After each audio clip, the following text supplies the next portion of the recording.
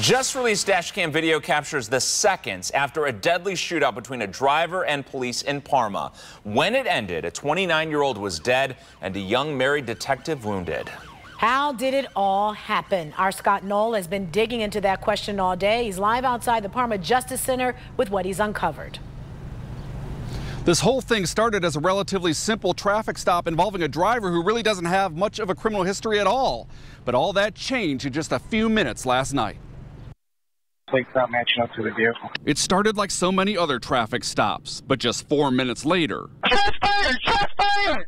Officer down! backup rushed to the scene. By then, a driver lay dying, and Luke Berry, a 25-year-old Parma Heights detective who stopped to back up an officer he never even met, was shot in the leg. This was a ticket and on with their day, and Luke's off getting video, and Parma officers moving on with his day, but unfortunately that changed due to Mr. Legg's actions. Investigators say 29-year-old Jonathan Legg, seen here in his driver's license picture, pulled a .40 caliber handgun from his waistband and fired at least once at officers.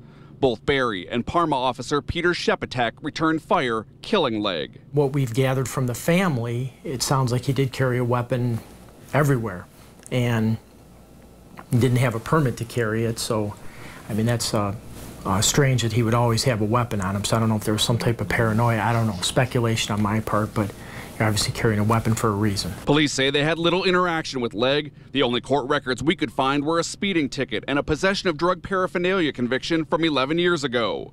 Legg's former landlord at this apartment remembered him as quiet, never causing problems, but he was evicted in October after his landlord says he didn't pay rent. The question of how things escalated so quickly last night? Still trying to piece it all together. We're hoping we'll get that from BCI, but obviously what we do for a living is things change, as you said, 0 to 100 quickly, and we all realize that, and that's what happened in this situation. While BCI sorts this all out, both officers are on paid administrative leave. The good news, the detective had surgery but is expected to make a full recovery. Live in Parma, I'm Scott Knoll, News 5.